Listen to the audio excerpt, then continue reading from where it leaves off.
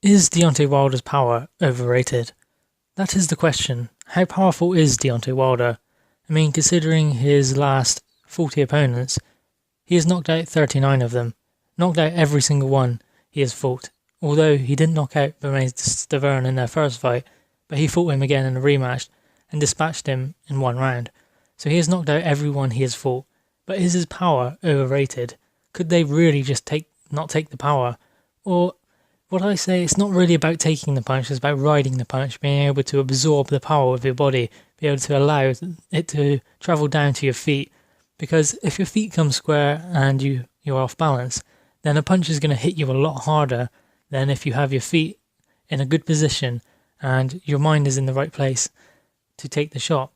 I mean, if you look at Amir Khan, he makes stupid mistakes and gets caught with shots he doesn't see coming because they adopt a style where they tuck their chin to the chest and their gloves up high around their ears, and then they just wait to punch with him. They look down to see if his feet are there, and if his feet are there, then he is in range, and they just wing a shot like a catch counter in a sense.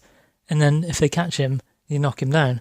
And then once he's been hit with a shot he doesn't see coming, his senses are scrambled, and he doesn't really know what to do, really. He doesn't hold, and he doesn't move well, so he tries to fight back, and that is bad because the same thing happens again.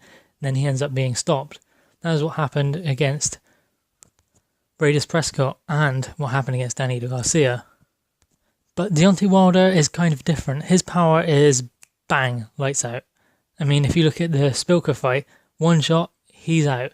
And Ortiz couldn't handle the power, and Ortiz can take a shot, and you'd think that he's a skillful enough boxer to be able to ride a shot properly. I mean, he was an amateur for long enough, and he's a pretty good professional. He was outboxing Deontay Wilder, which I don't think is too hard. Deontay Wilder is not a brilliant boxer. He's a great fighter, and don't get me wrong, what he's doing is working. He's 40-0, 39 KOs. But is it really, really that powerful? I mean, he weighs in not much over the cruiserweight limit, so in a way he could almost make cruiserweight if he were to drain down, but that's besides the point. I mean, do you have to be that heavy to hold that amount of power? No, not really. David Haye moved up to heavyweight, and he was weighing similar to what Wilder is weighing now, and he was still knocking heavyweights down and knocking them out. He still carried a lot of power at heavyweight that he carried up from cruiserweight. So the weight doesn't matter, it's how the punch is thrown. If you look at how Wilder throws his punches, he throws it loose and it's swinging right in. He puts all of his weight behind it, and there is a lot of leverage behind it. And that is the biggest thing, the leverage. If you say we're trying to change a wheel on a car and you can't move the socket wrench, but you put a longer bar on that, then you can move it a lot easier. The same thing applies here. It's the leverage he gets behind it. That's what makes it so powerful. So yes, Deontay Wilder has a very, very powerful punch, and he has a one-punch knockout. But is that enough against someone who can ride the shot properly?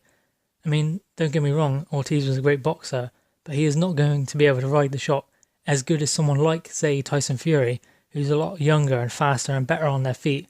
Because Ortiz, he's not great with his feet movement. He's brilliant with his positioning, but his foot movement is not great because obviously he is an older man and he has slowed down a lot. So that factor works against him when he is riding a shot.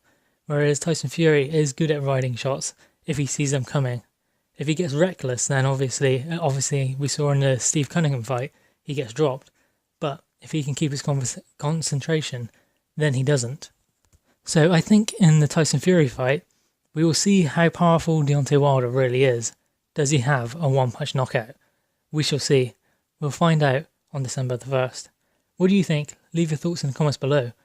Does Deontay Wilder have huge amounts of power, more than we have ever seen in the heavyweight division? Please let me know. Please also like, share and subscribe to the channel Crunch Boxing and Sport.